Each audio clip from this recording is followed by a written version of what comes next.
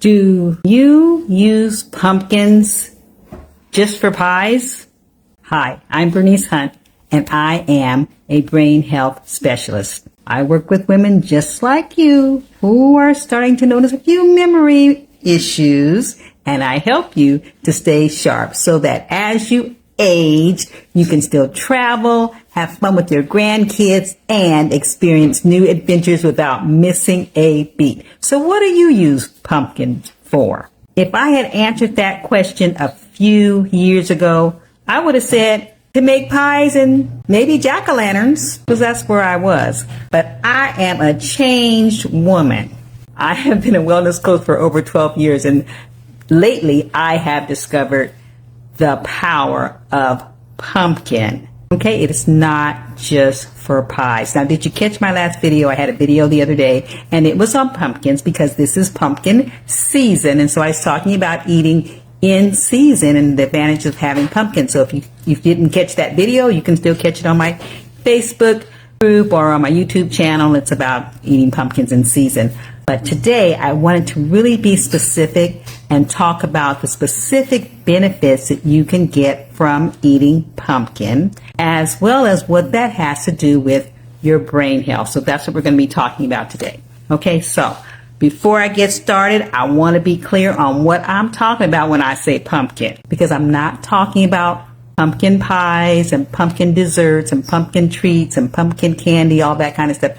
I'm not talking about that sugary stuff that has that pumpkin flavoring. I'm not also talking about flavored pumpkin drinks and things that you can purchase. Not talking about that because that's loaded with other stuff that's not good for your brain, like sugar and other additives and stuff. I'm also not talking about the canned pumpkin pie mix. If it says pumpkin pie mix, that is not what you want if you really want some pureed pumpkin. You want just pumpkin. So on the labels, on the ingredients, it just say pumpkin. You want 100% pumpkin, because the pumpkin pie mix, like I said, is mixed with sugar and other things, and that's not what we're looking for. We're looking for pumpkin, okay? So that's what I'm talking about, pumpkin. So you're either going to buy the puree cans in the store, which you can do if it says 100% pumpkin, or you're going to buy the sugar pumpkins, not the same pumpkins that you use for carving the jack-o'-lanterns, because those are not as good to eat, as tasty.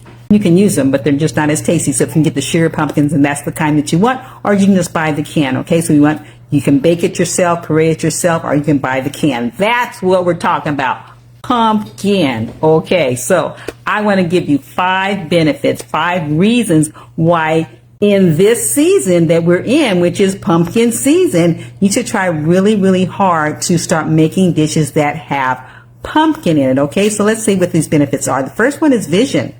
Which might be surprising, but vision. If you're having challenges with seeing in low light or seeing, at nighttime, that kind of thing, pumpkin has that vitamin C and vitamin A in there that helps improve your vision. So that's something that you might want to make sure you eat a lot of during this season, because as we said, when they're in season, they have an abundance of those nutrients. Okay, so this is a great time to make sure you're putting that in your meals, because it also helps reduce you developing cataracts. And I can't tell you how many of my friends now are talking about how they have cataracts. The doctors say they have cataracts or whatever, they have to have surgery or whatever. And so that's a real thing, guys. And so if you're eating, especially pumpkin, things like pumpkin, that can help reduce your risk of developing those. Okay, so vision is one good reason to start making some meals with pumpkins as side dishes or whatever. Another one is your heart.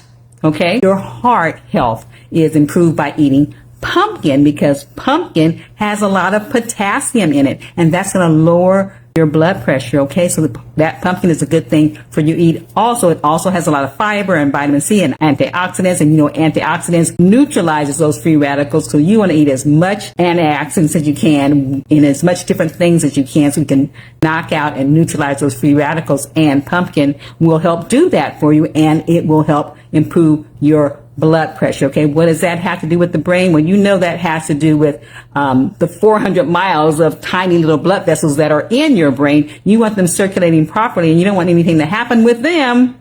Okay, so what's good for your heart is also good for your brain, and so you want to make sure that you do those kind of things, and eating pumpkin is a thing. Did I tell you what vision had to do with the brain? Okay, let me go back to the vision. vision in the brain, because what happens is as we get older or whatever, as our vision decreases, we're more likely to have those falls, trip and fall or whatever, because we can't see. All right. So that's how vision and the brain are connected. So if you want your best vision so that you won't be as likely to have falls, so that you won't hit your head, or sometimes you don't even have to hit your head, just shake your head sometimes, and you have an issue with brain trauma. Okay, so that's what vision's connected. Okay, so it helps you with vision. It also helps you with your heart health. It also helps you with immunity. It boosts your immunity. I know you might say, okay, I thought the brain has its own little private immunity system, and it does. But the scientists are finding out that the immunity system that's for the rest of the body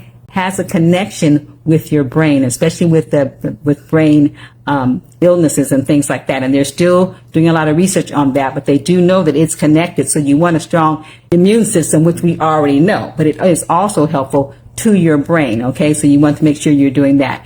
The other thing is lowering cancer risk. And you might think at first, what's that have to do with the brain? Well, let me tell you just a minute. Okay, it lowers your risk for cancer at all, because it's loaded with antioxidants, loaded with all these great things for you. And it's talking about several kinds of cancer: prostate cancer, breast cancer, lung cancer, stomach cancer, and some other kind of cancers that's been proven to lower eating pumpkin, full of those nutrients, those antioxidants. And what that has to do with the brain is because you know that if you've been diagnosed with cancer, your stress level is likely to increase, right? Your anxiety level is likely to increase, right?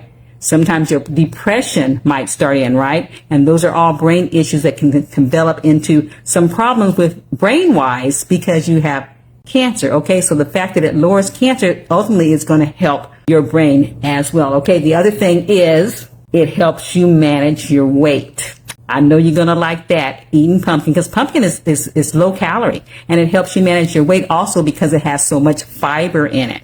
Okay, so the fiber is going to curb your appetite, and so you're going to be more likely not to have as big of a weight problem if you are full. Okay, you're not going to eat as much. All right, so what does that have to do with your brain? Well, they are finding that obese people have brains that are what they call thinning out in certain areas. Okay, I don't want to use shrinking, because when I used shrinking before, some people got upset with me, so I won't say shrink. I'll say thinning out in the regions that have to do with memory and learning and judgment.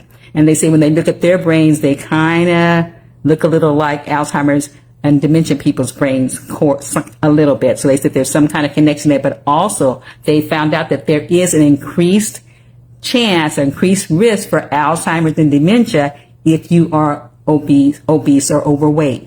So that's a good reason to get that weight down. Okay. The other things is again with circulation, with your blood vessels, because it damages, being overweight is damaging to your blood vessels. And so those are reasons that are connected to the brain. Okay. If you are overweight, and by eating pumpkin, you feel fuller. And I made some, roasted veggies, and it had pumpkin and beets and broccoli and potatoes and sweet potatoes. And pumpkin, it was delicious, and it was very, very filling. I also made pumpkin soup with cauliflower. It was very, very filling. So I know that's right. It helps curb your appetite because you're not going to eat as much, and what you're eating is going to be so very, very nutritious for you. Okay, so pumpkins are anti-inflammatory. They're full of antioxidants, anti-cancer. They're low calorie. They're high in fiber. Those are all great reasons to have pumpkins. It's going to help improve your vision, your heart, your immune system, your weight management. Okay. And it's also going to decrease your cancer risk. So those are wonderful reasons to eat pumpkin. And I'm not talking about pumpkin with sugar added. I'm talking about pumpkin. You can put it in your soups. Like I told you, I made a really, really tasty pumpkin soup. You can make soups out of it. Roasted veggies with it is delicious. Okay, you can make the pumpkin salads they even have, and of course, you know, they have pumpkin smoothies and lattes and things like that, but they have all kinds of ways. You can put it in make pumpkin pancakes or waffles, you know, pumpkin bread, whatever. But so I encourage you during this month to go out there and make some dishes, make some meals, and just experiment and do all you can with pumpkin. You can buy the can. You don't have to buy the whole pumpkin and carve it up and all that kind of stuff. You can just buy the can 100%, but you can buy that. And In my private Facebook group this month, I'm having a pumpkin challenge. So if you're not a member of the Keep Your Brain Sharp community page, get on that page. It's free. It doesn't cost you anything. Get on that page, become a member, and there's a calendar up there for trying different pumpkin recipes this month. I've already put a couple up there. I've already tried a few, so you can check those out, and then you can try some for yourself, because your brain's destiny is in your hands.